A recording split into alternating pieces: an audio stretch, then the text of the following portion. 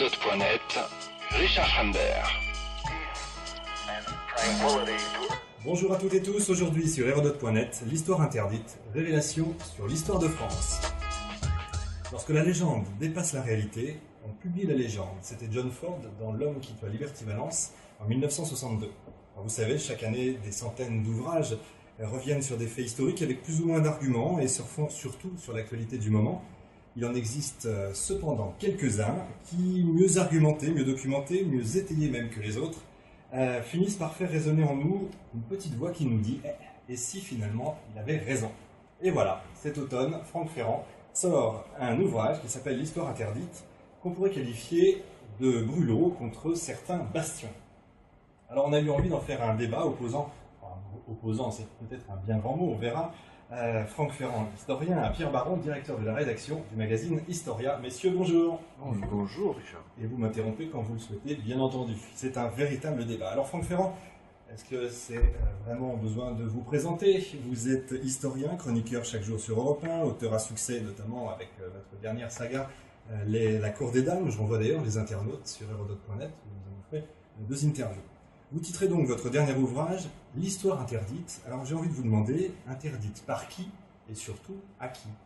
C'est un interdit de fait, sinon de droit, qui pèse sur un certain nombre de sujets que l'université, pour la viser directement, refuse généralement d'évoquer. Vous savez, il y a comme ça des sujets qui sont interdits par la coutume, par une forme de tradition. On ne les évoque pas parce que ça ne fait pas bien dans le tableau. C'est le simple fait de les mettre sur la table prouve que vous ne faites pas partie du sérail et que vous n'êtes pas du nombre des historiens qui comptent ou de ceux qu'on peut considérer avec sérieux. Donc c'est exactement le cas des 5 sujets qui sont traités dans cet ouvrage. Lorsqu'on les évoque, lorsqu'on essaie de faire entendre ces vérités-là, eh bien, on passe pour un amateur, au mieux, ou pour je ne sais quel fantaisiste, au pire. Si on devait changer un regard, si on devait changer les choses, en gros, vous avez 5 sujets dans votre livre, hein, on va y revenir, Alésia, Jeanne d'Arc, Corneille, Napoléon et l'affaire Dreyfus. Si on devait officialiser, si on devait changer d'avis, il faudrait contacter qui aujourd'hui? Le président de la République? Quand on voit qu'il y a l'Assemblée nationale qui aujourd'hui se demande si les députés ne doivent pas fournir le programme officiel. Je crois que précisément ce serait une grave erreur que de vouloir donner un caractère officiel à ce qui doit rester par essence même de l'ordre du débat, de la recherche, de la discussion. Ce contre quoi je m'insurge souvent, et évidemment je le fais plus dans cet ouvrage-là que dans d'autres, c'est la fermeture du débat. C'est l'impossibilité de discuter. Mais la discussion en elle-même doit être défendue en tant que telle. Et n'essayons surtout pas de remplacer une vérité établie par une autre. Essayons plutôt de nous approcher d'une vérité mouvante. Si je puis me permettre de prolonger un tout petit peu. Permettez-vous. Je me permets, d'autant que non seulement je suis d'accord, mais je pense qu'il faut aller plus loin. Je pense que ce serait même dangereux de s'adresser au pouvoir, quel qu'il soit. Je sais bien qu'ici, quand une chasse d'eau ne fonctionne pas dans ce pays, on fait une lettre à Nicolas Sarkozy. Mais il faut quand même rester raisonnable. Je veux dire, on est dans le domaine de la connaissance. Moi, je suis extrêmement choqué quand le Parlement français et moi aussi, décide je l'ai dit si souvent, du génocide arménien, alors que c'est le fait des historiens arméniens et des historiens turcs. Que c'est un fait de connaissance à établir entre spécialistes. On est sur les lois Guesso. Oui, je trouve qu'il y a une appropriation du fait officiel qui ne relève pas de la représentation nationale. Je ne pense pas avoir élu un député pour déterminer ce qui relève d'un génocide hors de nos frontières. Je ne pense pas. Mais c'est aberrant, évidemment. Et on a mis là le doigt dans un engrenage très dangereux que les historiens eux-mêmes, et parmi les plus officiels, si je puis dire entre guillemets, ont dénoncé du reste. Absolument. Très bien, bon, on est complètement dans le vif du sujet maintenant. Ça me rappelle il y a quelques années, à l'occasion de conférences sur Léonard de Vinci en pleine Da Vinci Code Mania, il y avait une auditrice qui me reprochait de déboulonner un peu la statue du maître. Et encore, c'était que Léonard de Vinci.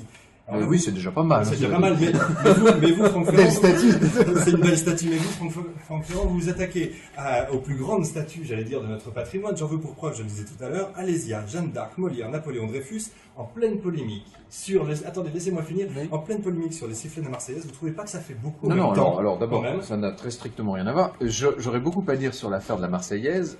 J'ai été dans la rédaction où je suis, à Europe 1 pour ne pas la nommer, parmi ceux qui ont tout de suite relativisé et ridiculisé d'ailleurs le discours ambiant sur le sujet, mais c'est un tout autre sujet. Pour ce qui est des pseudo-statues déboulonnées, non seulement je ne déboulonne pas ces statues, mais j'essaie plutôt d'ériger de vraies statues.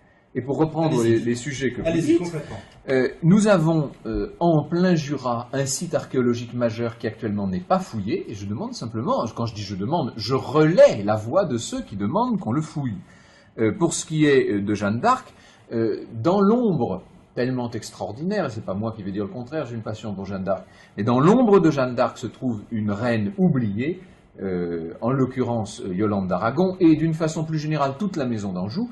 Je demande qu'un certain nombre d'historiens et de médiévistes se penchent un peu plus sur cette maison d'Anjou et remettent davantage en lumière la figure extraordinaire de Yolande. Pour ce qui est de Corneille, vous avez bien dit Corneille du reste et non pas Molière, l'idée n'est pas de déboulonner une statue, celle de Molière, qui d'ailleurs est très sympathique et contre laquelle personnellement je n'ai rien du tout. Molière était un homme de théâtre génial, il était un très grand chef de troupe, il était un comédien sans doute talentueux. Bref, ce n'est pas le sujet. En revanche, il s'agit de dresser une immense statue à celui qui aura été le plus grand écrivain du XVIIe siècle en France, et peut-être un des plus grands écrivains de langue française, une sorte de Shakespeare ou de Cervantes à la française, c'est-à-dire Corneille, dont l'œuvre actuellement est particulièrement méconnue. Non seulement l'œuvre officielle, mais l'extraordinaire part officieuse d'une œuvre tellement méconnue. Pour ce qui est de Napoléon, alors là on déboulonne rien du tout, j'essaie simplement de dire qu'il y a probablement un imposteur à sa place dans le tombeau des Invalides et qu'il faudrait enlever ce monsieur gentiment, puisqu'on ne sait pas où est le corps de l'empereur. Pour l'affaire Dreyfus, on est encore alors là sur un autre sujet, dans un autre registre. Il n'y a pas de statut à revisser ou à déboulonner. Simplement sur l'affaire Dreyfus, je ne comprends pas qu'on n'ait pas le droit de remettre en cause un certain nombre d'éléments factuels à partir du moment où ça ne touche pas du tout et où ça n'attente en rien à la dimension symbolique et politique de l'affaire en tant que telle. On vous connaît comme un historien, pardonnez-moi l'expression, un historien habituellement lisse, c'est-à-dire qui ne fait pas de vagues. Et là, d'un coup, il y a une sorte de virage à 180 degrés. Qu'est-ce qui a provoqué cette soudaine envie, ce soudain besoin, que je comprends que reste parfaitement, de dire haut et fort ce genre de choses et de sortir de ce livre? Ça me rappelle, vous savez, quand j'étais au lycée, j'étais un peu le côté premier de la classe avec ses lunettes, trop sage et trop au premier rang. Et puis j'ai découvert, je ne sais pas si il se reconnaîtra, mais j'ai découvert qu'un de nos professeurs d'histoire, en gros, nous racontait n'importe quoi. Et du jour au lendemain, je suis devenu un vrai rebelle. Alors ça a commencé avec les punitions, les cols, les convocations chez le proviseur, etc. Je n'ai pas accepté, tout bon élève que j'essayais d'être, je n'ai pas accepté qu'on nous raconte ou qu'on raconte à mes camarades n'importe quoi. Mais là, sur une autre échelle, j'ai l'impression de revivre un peu cet épisode-là. Donc en fait, si vous m'avez trouvé lisse dans le passé, c'est peut-être que je n'ai pas suffisamment mis en avant les éléments saillants de la personnalité. Sans que ce soit péjoratif, hein, bien entendu. Une espèce de ras-le-bol? Non, pas ras-le-bol, mais en tout cas, une indignation contre le silence que l'on fait, sciemment ou non, peser sur un certain nombre de vérités qui, par ailleurs, dans le sérail dont vous parliez tout à l'heure, sont sinon admises, du moins connues. Donc pourquoi certains auraient-ils le droit de débattre sur la véritable épopée de Jeanne d'Arc ou sur le contenu du tombeau des Invalides, et pourquoi le public, lui, devrait-il gober définitivement le mythe le plus, précisément le plus lisse et le plus officiel? Il n'y a pas de raison, à mon avis. Sur Jeanne d'Arc, je voudrais vous poser la question à l'un comme à l'autre. Est-ce que le fait que, justement, elle soit déclarée sainte ne pose pas la question plus difficile, le fait que ce soit plus difficile d'en parler? C'est une question de statut, ça. Avec un T à la fin. Avec un T à la fin. Pour qu'on ne se fasse pas d'ambiguïté. Il y a un problème de statut. L'histoire de Jeanne d'Arc, c'est une histoire de mythe. C'est un mythe, et typiquement, voilà, l'utilisation à un moment donné de l'histoire, puis ultérieurement, voilà, très tardif, d'un personnage forgé en grande partie de toutes pièces en termes de légende, pas de biographie concrète, pour des fins politiques pures, et rien d'autre. Et je reviens à ce que vous disiez tout à l'heure, je vais essayer bien évidemment courtoisement et avec beaucoup d'intérêt parler Franck. Il faut faire attention quand vous faites allusion au Stade de France. Il faut faire très attention. Je l'ai fait sciemment, vous comprendrez tout à l'heure pourquoi. Si c'était une provocation, il faut que je la relève. Alors allez-y. Je préférais la relever avant. Le problème du Stade de France est un problème d'identité. L'histoire n'est pas un problème d'identité. L'histoire est un problème de connaissance, contradictoire, vivante. Ce qui s'est passé au Stade de France est un problème. On peut débattre, ce n'est pas notre compétence ici, mais qui a trait à l'identité collective. L'histoire, c'est pas ça. Le fait de remettre en cause le site d'Alésia, son emplacement, le fait de remettre en cause, encore que, de mettre en valeur Yolande d'Aragon, ce n'est pas un patrimoine, ça n'atteint pas à votre identité. Ça atteint à ce que l'on a pu apprendre, et ça atteint à une connaissance. Vous connaissez un scientifique pur et dur, un physicien, un biologiste, un généticien, qui ne remettrait pas en cause sa connaissance à partir d'une nouvelle découverte? Mais c'est exactement le cas en histoire. En aucun cas, on se dirait, tiens, on remet en cause l'identité de sa science ou du pays. L'histoire, c'est un bien commun, mais c'est fait précisément pour avancer. Sinon, c'est fossilisé et vous êtes dans une dictature. Oui, Si je puis ajouter un mot, alors je suis entièrement d'accord, distinguons toujours mémoire et histoire, c'est fondamental. Là, j'essaie, moi, de rester précisément dans l'histoire, et attention, je n'apporte pas ici le fruit de recherche ou de découverte personnelle. Je rends hommage et justice à de très grands chercheurs qui ont vu leur carrière pulvérisée sous prétexte que la vérité à laquelle leurs recherches les amenaient n'était pas la vérité officielle. C'est le cas de Berthier, par exemple. Exactement, c'est le plus beau cas. Voilà, finalement, c'est l'exemple. Terrible cas. Mais celui de Pierre-Louis n'est pas. Quand vous voyez Pierre-Louis, personnalité immense, Pierre-Louis, très grand connaisseur, ce très grand auteur, va, à partir de 1920, se voir fermer toutes les portes. Et il finit par travailler seul, loin de tous, pour essayer de prouver une vérité que personne ne veut entendre. Il en meurt en 1925. Donc, ce sont des gens qui ont... Je crois que le mot n'est pas trop fort. On peut dire qu'en tout cas, pour certains d'entre eux, ils ont donné leur vie pour des vérités et sans y parvenir. Si je peux, moi, modestement, utiliser les médias auxquels j'ai accès pour essayer d'amener l'opinion à ces vérités-là et à rendre justice à ces gens-là, eh bien, c'est magnifique. Moi, je suis ravi et j'ai l'impression de faire le plus beau métier du monde. Je vous comprends. Je vais finir par une dernière provocation avant d'entrer vraiment dans votre livre. Et pardon, tout de suite, d'emblée pour la provocation. En quoi c'est important, selon vous, de connaître... Par exemple, le vrai site d'Alésia. Pardonnez-moi, mais je vais prendre deux exemples concrets pour vous faire comprendre ma question réelle. Lascaux 2 et les musées de cire que sont Grévin et Madame Tussaud. En gros, Madame Michu, elle sait très bien qu'elle ne va pas voir la vérité, mais on lui fait comprendre une vérité, on lui raconte une histoire, et elle s'en fiche de savoir que ce ne soit pas la vraie. Pour Alésia, est-ce que c'est important? Bien sûr que c'est très important. Pardon. Non. C'est très important parce que l'emplacement qui avait été décidé l'a été pour des raisons éminemment politiques, officielles, étatiques et de propagande pure. Il ne correspond manifestement pas à la réalité historique, et j'espère qu'on le saura très vite. Et donc c'est intéressant de montrer que c'était une contre-vérité et qu'on l'a cru pendant quelques dizaines d'années, y compris dans les manuels scolaires. Voilà pourquoi. On n'est pas dans le musée de cire, on est dans une imposture intellectuelle. C'est quand même un autre enjeu que Madame Michu. On est dans la connaissance. Mais c'est pour Madame Michu. Non, alors d'abord méfiez-vous de Madame Michu parce que on est très, moi qui fais beaucoup de conférences un peu partout, on est très surpris, on est souvent agréablement surpris par le niveau de connaissance parfois très élevé de personnes qui sont certes anonymes, mais qui pour autant peuvent être des esprits très fins. Alors évidemment, vous avez aussi l'immense masse des gens ignorants, mais ça, après, nous n'allons pas faire aujourd'hui le procès de l'éducation nationale, c'est un autre sujet. Pour ce qui est d'Alésia, ce que vient de dire Pierre Baron est fondamental, c'est la dimension, j'ai envie de dire, éthique de la question, puis il y a une dimension pratique également, c'est qu'encore une fois, Diodore de Sicile nous dit que l'Alésia des Noms du Bien, celle de César, était la principale ville, la métropole religieuse de toute la Celtique, c'est-à-dire qu'il y a là un site archéologique majeur, probablement le plus important d'Europe, et qu'actuellement on ne le fouille pas, parce qu'on a décidé de continuer à gratter dans les vestiges gallo-romains d'Alice-Sainte-Reine sur le mamelon du mont Auxois en Bourgogne.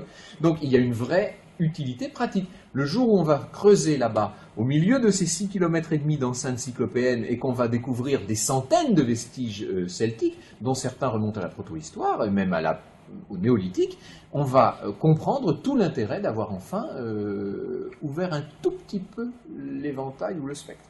Ouais, je vais retenir le terme d'imposture de Pierre Baron qui est intéressant sur cette question, effectivement, qui est même fondamental. Alors on va continuer de pénétrer plus avant maintenant dans votre ouvrage, et dans les vérités, c'est d'ailleurs le mot que vous employez. Hein, Franck Oui, Ferrand. c'est un peu provocateur. J'ai décidé sur tout ce livre et dans toute cette opération, parce que pour moi c'est bien plus qu'un livre, et d'ailleurs c'est formidable qu'Historia, qu'un certain nombre de, je pense à Canal+, aussi s'y soit associé, c'est plus qu'un livre, c'est une vraie opération de communication, et dans toute cette affaire, j'ai décidé d'être volontairement provocateur. On verra bien, après tout, j'ai pas grand-chose à perdre. Ça fonctionne en tout cas. Il y a un combat, je vous l'avoue, qui moi me bouleverse profondément parce que, bon, d'abord, j'adhère entièrement et je crois que je ne vais pas être le seul à être bouleversé. Vous savez, quand on qualifie les langues nationales, on les associe très souvent aux poètes, aux écrivains locaux. Hein. On dit la langue de Goethe pour l'allemand, la langue de Shakespeare évidemment pour l'anglais, et pour le français, la langue de Molière. Et là, dans votre livre, il y a une ombre certaine qui persiste, plus qui demeure, et comme vous le dites si brillamment, et je vous cite, la biographie de Poquelin n'est pas à la hauteur de la légende de Molière. Qu'est-ce que vous entendez par là, Franck Ferrand? La biographie de Poquelin, elle n'existe pas, tout simplement. C'est-à-dire que si vous cherchez où que ce soit, et là je mets publiquement tout le monde au défi, si vous cherchez des renseignements autres que ceux qui figurent dans la biographie de Grimaret, qui date de 1705, hein, donc de 32 ans après la mort de Molière, et autres que ceux qui sont dans la préface de l'édition des œuvres complètes, qui date d'octobre 1682, c'est-à-dire 9 ans après sa mort, c'est-à-dire des éléments, mais vraiment des bribes, des légendes écrites par des légendes écrites par des gens qui n'ont même jamais rencontré ou connu Molière, vous n'avez rien. Dites-vous que pendant plus de 15 ans de faveur royale, c'est quand même pas rien, la Gazette de France, qui est l'organe officiel de la cour, qui est à la botte, si je puis dire, du roi, ne cite pas le nom de Molière une seule fois. Donc la biographie de Jean-Baptiste Poquelin, elle reste à écrire. Le problème, c'est que je ne vois pas avec quoi, puisqu'on manque très cruellement d'éléments. Et tout ce que vous pouvez lire, et Dieu sait qu'il y en a des bios de Molière, j'en ai consulté moi des dizaines, enfin, en tout cas plus d'une dizaine, toutes ces biographies-là, y compris les plus récentes, je suis désolé de le dire, ne font que répéter à l'infini les légendes forgées au début du XVIIIe siècle. Pour être un peu plus cuistre, on en sait souvent un peu plus sur les comédiens de sa troupe, Oui, c'est vrai. y compris des troupes rivales, qu'on en sait directement sur. C'est assez hallucinant, mais si vous faites des recherches, vous trouverez des éléments biographiques sur, non pas seulement ses contemporains, mais ses propres comédiens, ou des comédiens rivaux, mais extrêmement peu de choses sur un certain Jean-Baptiste Poquelin. Puisque nous sommes sur Hérodote.net, nous nous adressons à des auditeurs éclairés qui connaissent donc la notion historique en méthodologie de téléologie. Eh bien, nous sommes exactement dans le cas de Molière, dans le cas d'une téléologie flagrante, c'est-à-dire que on parle, par exemple, pour les années 1650, de la troupe de Molière. On dit l'illustre théâtre de Molière. Je regrette, dans les années 1650, il y a une troupe de Madeleine Béjart, qui s'appelle certes l'illustre théâtre, dont Molière n'est qu'un des comédiens. Il est d'ailleurs le plus riche de la bande, et c'est celui qui vient arrondir les fins de mois de tout le monde. Mais dans la pratique, Mais ça n'en fait pas la troupe de Mais Molière. voilà. Très bien. C'est pour moi, dans cet ouvrage, c'est pour moi le sujet le plus extraordinaire, dans le sens qu'il est assez incroyable quand on tombe dessus et qu'on n'était absolument pas prévu. En même temps, sans vouloir me rabaisser trop, je suis loin d'être le premier à le dire. Il y a eu notamment un très bel ouvrage, très complet, remarquable de Goujon et le frère, qui est sorti il y a 2 ans chez Fayard. Si cet ouvrage avait d'emblée reçu l'accueil qu'il mérite, évidemment, je n'aurais même pas eu besoin d'écrire ce chapitre. L'avantage de l'ouvrage de Goujon et le frère, qui s'appelle Haute mois d'un doute, l'affaire sous-titrée l'affaire Corneille-Molière, donc chez Fayard, l'intérêt de cet ouvrage, c'est qu'il a permis à un certain nombre de personnalités de commencer à se poser la question. Il y a un autre ouvrage majeur, c'est celui de Denis Boissier, qui s'appelle tout simplement l'affaire Corneille-Molière, qui lui n'est pas encore publié, parce qu'il fait 900 pages, il y a 2000 références, et que tous les éditeurs auxquels il l'a présenté disent « Oh non, ça va ennuyer tout le monde ». J'espère qu'en relançant les choses de façon, moi, très grand public, on va permettre que soit enfin publiée cette thèse, ça le mérite vraiment. C'est une somme. Alors je vais essayer de résumer, de synthétiser en une phrase, et vous m'arrêtez si je dis une bêtise. Pierre Corneille, sur cette affaire, hein. Pierre Corneille, l'auteur notamment du Cid, aurait également été l'auteur des pièces de Molière. Ah oui, ça, oui. On peut dire ça. Voilà, donc très clairement, toutes les pièces de Molière. Toutes les pièces à partir de 1658. Expliquez-moi ça. Avant 1658, Molière, j'ai envie de dire produit, parce que je ne veux même pas entrer, je ne veux pas dire écrit, parce qu'on ne sait même pas ce qu'il en est exactement, mais en tout cas produit des pièces qui sont des farces grossières, comme le Gorgibus dans le sac, Gros Jean Cocu, enfin un certain nombre de... Le médecin volant, enfin un certain nombre de pièces comme ça qui sont des pièces de tréteau, des pièces de foire si vous voulez, des farces. Il n'écrit que ça, il l'écrit très mal, car ce sont des textes qui sont à la limite du lisible aujourd'hui, même si on apprend encore la jalousie du Barbouillet, par exemple, dans les petites classes à l'école, parce que c'est très accessible pour les enfants, évidemment, mais c'est écrit dans un... C'est faiblissime. Et du jour au lendemain, sans aucune transition, Molière sort L'Étourdi et Les Précieuses Ridicules, qui sont deux des pièces les mieux troussées, les mieux écrites, les plus sublimement versifiées de tout le théâtre français. Sans aucune transition. La seule chose, c'est qu'entre les deux, il est allé passer 7 mois à 100 mètres de chez Corneille, rue de la Pie, à Rouen.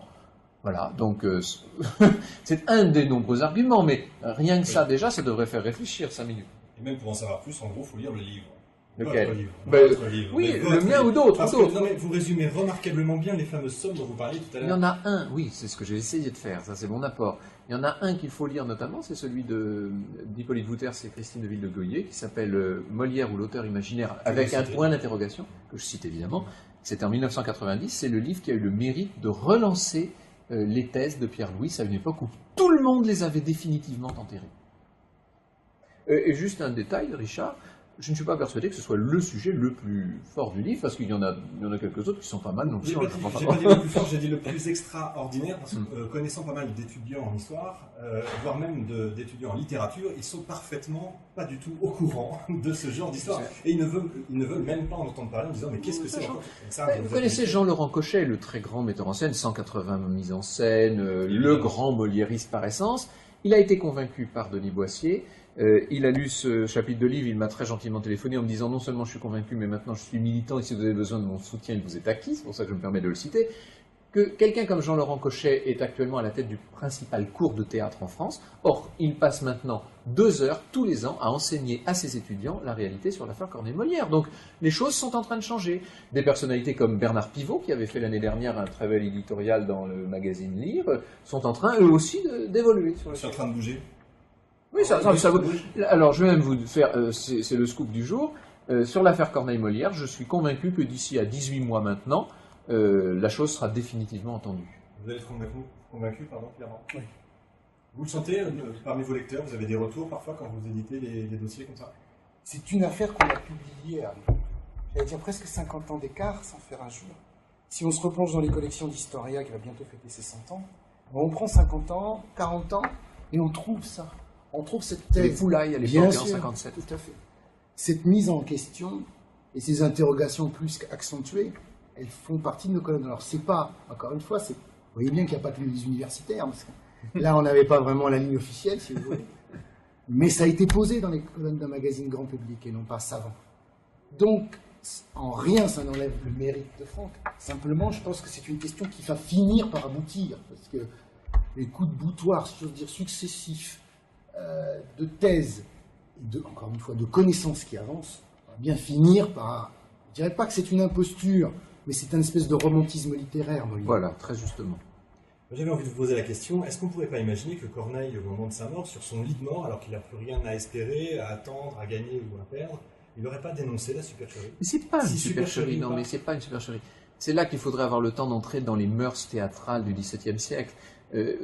Qu'un tragédien signe la tragédie d'un autre auteur, ça aurait été une supercherie. Mais que un très grand poète national comme Corneille, avec l'extraordinaire gloire dont il est entouré, dites-vous par exemple que quand Corneille entre dans une pièce, tout le monde se lève au XVIIe siècle, comme pour la famille royale. Il est le grand poète par essence, il est considéré quasiment comme un dieu vivant, que ce très grand monsieur qui par ailleurs traduit l'imitation de Jésus-Christ ne signe pas des comédies qui pour lui sont des pochades et des règlements de compte, pour parler clair, et qu'il fait jouer par le bouffon du roi, parce qu'il sait que seul Molière bénéficie de la protection suffisante du souverain pour pouvoir aller contre les faux dévots, contre les précieuses. Évidemment, il n'a aucun intérêt, d'aucune sorte, à vouloir revendiquer ces pièces-là. Et je dirais même qu'il aurait eu sans doute honte. Et je ne sais pas s'il pouvait nous parler, je pense que Corneille aujourd'hui nous dirait « Mais qu'avez-vous besoin d'aller raconter ça? C'est très bien comme c'est, et laissez sa gloire à Molière et la mienne à sa place. » Je crois que chacun des sujets mérite une émission spéciale sur Hérodote.net. C'est une invitation que je vous lance comme ça. Je disais tout à l'heure la langue de Molière, la langue de Shakespeare, en parlant de l'anglais et du français, mais c'est assez curieux, mais à 50 ans... Je crois qu'il faut s'habituer à dire la langue de Corneille. Voilà une réforme qu'on peut faire tout simplement. C'est une des questions que j'allais vous poser tout à l'heure. C'est pas la plus difficile à faire, pas la plus aisée. Très bien, écoutez, disons que c'est acquis. Mais ce que j'ai trouvé curieux, c'est qu'il y a 50-60 ans d'écart, on a la même problématique avec Shakespeare. Est-ce que Corneille aurait pu avoir... Non, ce n'est pas la même problématique. Shakespeare, c'est très différent même. Dans le cas de Corneille et Molière, c'est une collaboration tout à fait consciente, tout à fait consentante de part et d'autre, et je dirais même c'est un jeu qui amuse beaucoup sans doute l'un et l'autre, et celui qui s'en amuse le plus n'est peut-être pas celui qu'on pense, puisque Corneille devait jubiler de pouvoir régler ses comptes à distance avec des personnes qui n'imaginaient même pas qu'il était derrière. Bon. Dans le cas de Shakespeare, cas très passionnant, et j'aurai peut-être un jour l'occasion de me présenter aussi, on est dans le cas d'un pool d'auteurs qui cherchent une couverture, et là on est quasiment dans l'ordre de la supercherie littéraire, volontaire pour des raisons politiques et de protection. C'est encore une autre affaire. Ce sont des histoires qui sont presque contemporaines et qui sont du même ordre, mais les ressorts sont très différents. Très différents. Donc Corneille n'aurait pas pu s'en inspirer. Absolument Ça pas. n'a rien à voir. Ça n'a rien à voir, rien à voir. À votre avis, jusqu'où l'historien peut aller jusque dans la révision, le mot est un peu fort. Il peut aller jusqu'au bout. C'est-à-dire, il peut rétablir une réalité, ou il peut contribuer à ce qu'on revoie ce qui n'était pas une réalité. C'est pas seulement son droit, c'est aussi son devoir. C'est quoi jusqu'au bout? Parce qu'on parlait tout à l'heure des lois Guesso qui empêchent finalement. Non, c'est autre chose. Les lois Guesso, on est dans l'ordre du politique et du normatif. Non, prenons le cas par exemple de Napoléon et de son emplacement aux Indes. Autre problème récurrent, autre monstre du Loch Ness de l'histoire, autre débat, je me souviens, je suis trop jeune pour ça, mais que ces questions-là se posaient déjà sous le gouvernement de Pierre Messmer, ce qui ne nous rajeunit pas, surtout pour ceux qui n'ont pas vécu. Tout à fait. Et vous avez une façon irréfutable d'aller jusqu'au bout et simple de savoir. C'est d'avoir un prélèvement ADN. La science le permet aujourd'hui. Maintenant, encore une fois, vous allez me dire, mais qu'est-ce que ça va changer de savoir que c'est un imposteur? Et ça va changer de savoir comment il est mort, et qui est mort, et où il est. Et c'est pas un cas anodin, l'empereur. Je veux dire, attendez, quel est le rôle des Britanniques dans cette affaire? S'il n'est pas là, pourquoi n'est-il pas là? Qui a substitué son corps? Ça pose d'autres questions aux historiens, mais comme on s'en parle au commencement. Et nous avons là, pourquoi on le fait avec des pharaons, ce qui n'ennuie personne, et pourquoi est-ce qu'on le fait pas avec Napoléon, je vous pose la question. Aux Invalides? Parce que c'est un énorme, problème touristique et c'est un camouflet. Mais voilà, vous imaginez pas c'est 1 million de visiteurs tous les ans. C'est 1 million de visiteurs à qui on dit, voilà le tombeau de l'empereur, il va falloir assumer ça. Et vous ne croyez pas qu'il faudrait plus J'étais ce matin dans un studio d'une grande radio, dans une émission publique, et donc je raconte ça, et il y a une dame qui vient, je le vois très gentiment, et elle me dit, mon mari ne va pas être content, monsieur. Alors je dis, ah bon, pourquoi, madame? Et elle ne plaisantait pas du tout, c'était pas de l'humour. Elle me dit, parce qu'hier, il a emmené notre petit-fils sur le tombeau de l'empereur. Alors je ne vais pas lui raconter ce que vous avez dit ce matin. Donc vous ne croyez pas qu'il viendrait au contraire plus s'il savait qu'il y a cette histoire autour? Peut-être, oui, après tout, pourquoi, peut-être. Mais à la limite, j'ai presque envie de dire, ça ne devrait même pas entrer en ligne de compte, cette histoire-là. Là, on est vraiment dans la toute simple et toute voltairienne recherche d'une vérité. Réglons la vérité et voyons par ailleurs un grand nombre de problèmes touristiques. Et ça, je sais, Richard, que c'est un sujet qui vous touche.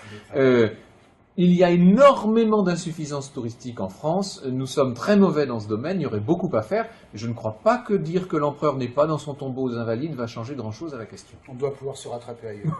J'en suis assez convaincu. Vous me demandiez tout à l'heure, Pierre Baron, si je connaissais un scientifique qui n'irait pas qui remettrait pas en cause. N'irait pas remettre en cause. Mais j'ai envie de vous lire ce que disait Jacques Le Goff il y a quelques jours dans le Figaro, pour ne pas le nommer, le 16 octobre dernier. L'histoire n'est pas une science exacte, mais c'est une science dont les méthodes d'investigation sont faites pour aboutir à la vérité et à l'authenticité. Il terminait l'interview par là, mais il commençait, au contraire, par « il y en a assez de ces pseudo-savants qui véhiculent des idées fausses et qui veulent tout remettre en cause ». Alors, non seulement, en l'occurrence, je ne me sens pas visé, car je n'ai jamais prétendu être savant, mais je crois qu'il est assez transparent de voir qui M. Le Goff vise dans cet article. Les auditeurs d'Hérodote.net le voient encore, à mon avis, mieux que moi. Cet article, du reste, faisait partie de tout un dossier de Figaro qui visait, pour être clair, à défendre l'ouvrage de Colette Beaune, qui elle-même s'inscrit dans les pas de Régine Pernoud, et nous écrit 30 ans après, un deuxième Jeanne d'Arc devant les cochons, hein, c'est l'histoire, c'est-à-dire, et ça c'est assez désagréable, que Jacques Le Goff, que je respecte beaucoup, que j'ai eu l'occasion de rencontrer encore récemment, et qui est un monsieur merveilleux, veuille défendre la méthodologie historique et explique que l'histoire reste une discipline à part entière et que ça n'est pas parce que c'est une discipline littéraire qu'il faut la banaliser. Il a raison de le faire. Mais que Madame Colette Beaune, qui, entre parenthèses, ne cite même pas le nom de Yolande d'Aragon dans l'index de sa biographie sur Jeanne d'Arc, se permette de donner des leçons et veuille à toute force préserver le précaré des historiens médiévistes sur une question où elle voudrait en quelque sorte faire la police, ça je trouve que ce n'est pas bien, et c'est aussi contre cette attitude-là que je me suis élevé. Vous allez comprendre pourquoi tout à l'heure je parlais des sifflets de la Marseillaise, c'est parce que j'ai l'impression qu'on vit dans une société qui aujourd'hui vit une sorte d'aversion des valeurs. En gros, on légitime l'illégitime. C'est quand je dis on siffle la Marseillaise, on siffle le drapeau, etc. C'est assez curieux. C'est une société qui se repent des actions passées, la repentance qu'on vit de plus en plus. On a même fait sur Hérodote une émission. Alors déjà, par exemple, ceux qui sifflent la Marseillaise ne sont pas du tout ceux pas qui dit se que c'était les repentent. mêmes. Hein. Non, j'ai pas dit que c'était les mêmes. C'est pas le même mais public. on est bien d'accord. Mais on voit toutes ces actions-là se répéter. Est-ce que c'est pas devenu une mode, alors qu'elle soit bonne ou pas, c'est la question, de contredire l'histoire pas Encore une officielle, fois, il n'y a l'histoire pas habituelle. l'once d'une histoire Dans dans les sifflets de la Marseillaise. Non. On est Donc, dans un cadre... évacuons l'humeur et essayons de parler sérieusement. Il y a les gens qui... J'ai dit Merci essayons. pour ça. Oui, sérieusement, parce qu'on ne peut pas faire l'amalgame de tout avec tout, autrement c'est pas un débat. Non, la La Marseillaise, Marseillaise c'est une n'a autre rien à affaire. voir avec l'histoire. La Marseillaise a à On voir peut faire avec des l'histoire de la problèmes Marseillaise, sociologiques, cela dit, c'est passionnant, mais c'est un autre Et sujet. des problèmes encore une d'intégration, émission pour Hérodote Planète, avec des problèmes de sociologie, mais certainement pas avec des problèmes d'histoire. Bien sûr. Enfin, ça concerne une génération qui n'est certainement pas au stade de France. alors on évacue ça. Donc, encore une fois, on n'est pas en 57, on est Alors, en on est sur- 2008. alors, repartons sur la repentance, par exemple. Vous ne trouvez pas que c'est pas une mode aujourd'hui de revenir Alors la repentance ne remet rien en cause. La repentance, c'est simplement un changement d'éclairage du politique sur une vérité qui, elle, n'est pas du tout remise en cause, qui est une vérité établie. Là, en l'occurrence, il s'agit d'un travail d'herméneutique, si je puis dire. Il s'agit d'un travail de recherche qui, encore une fois, n'est pas ma recherche, mais j'essaie de synthétiser au mieux la recherche de gens qui s'y sont Vous donnés. mettez en valeur des... On est dans le domaine, comme l'a très bien dit Pierre Baron, de la connaissance. C'est la différence entre doxa et épistémé, si on veut parler très... un Comme peu pédant. Hérodote. Comme Hérodote, voilà. L'épistémé, c'est la connaissance, ça suppose un travail itératif d'approche de plus en plus détaillée, et donc des remises en cause qui, pour certains, peuvent passer pour des révisions. La doxa, l'opinion, alors là c'est autre chose, ça mérite d'ailleurs un débat, mais ça n'est pas le même débat, vraiment. Et ça n'a rien, les histoires de repentance ou de siffler sur le drapeau n'ont rien à voir avec ces questions-là, vraiment. La question de la repentance, c'est une question qui n'est pas une question strictement historique. La question de la repentance, c'est une posture. Posture politique. Et une posture politique et idéologique. Le terme de repentance est né dans les campus américains, et il est né au même moment que le politiquement correct. C'est-à-dire qu'on ne pouvait plus parler d'un noir, mais on disait un homme de couleur, et ainsi de suite. On a eu ça dans le giscardisme aussi. On parlait plus de balayeur, mais de technicien de Oui, c'est surface. Comme on ne pouvait plus changer le monde, on a décidé de changer les noms pour désigner le monde. Euphémisme. D'accord. Et on aboutit à des stupidités incommensurables.